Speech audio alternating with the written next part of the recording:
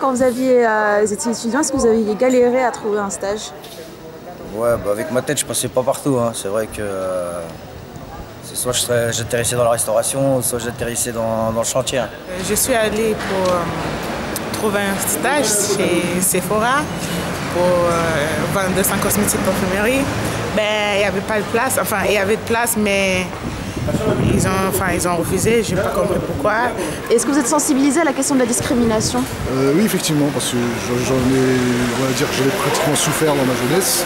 Donc avoir des difficultés à faire des stages de fin d'études, etc.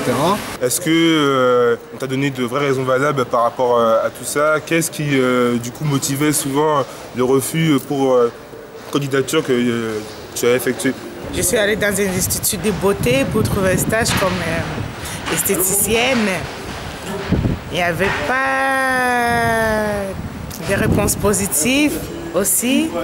Et je ne comprends pas en fait comment évoquer, on pourrait avancer avec notre études s'il n'y a pas les endroits où on peut faire des stages ou si on ne nous accepte pas faire des stages. En fait, pour vous, c'est quoi? C'est une question qu'il n'y a pas assez de boulot ou des discriminations particulières? Ça commence à devenir de plus en plus dur. Hein. Moi, je travaille depuis l'âge de 14 ans. Les stages, j'ai connu ça une fois dans ma vie au collège. Hein. Après, j'ai arrêté l'école malheureusement en 3e. Hein.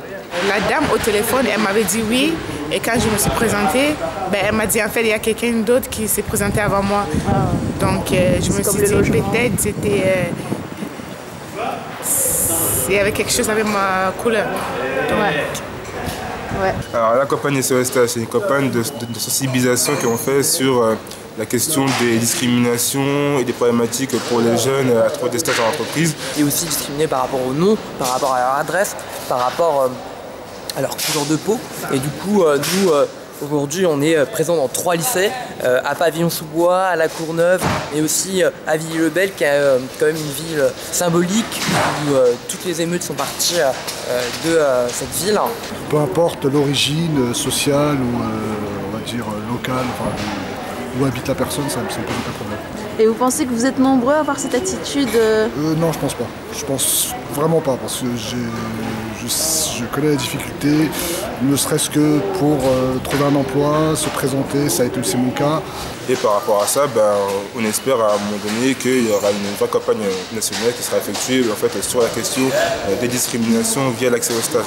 La plupart des gens vont dire non, c'est pas vrai, nous on fait ça par rapport aux compétences, par rapport au diplôme, etc. Mais c'est loin d'être vrai. Merci beaucoup pour ce témoignage. De rien.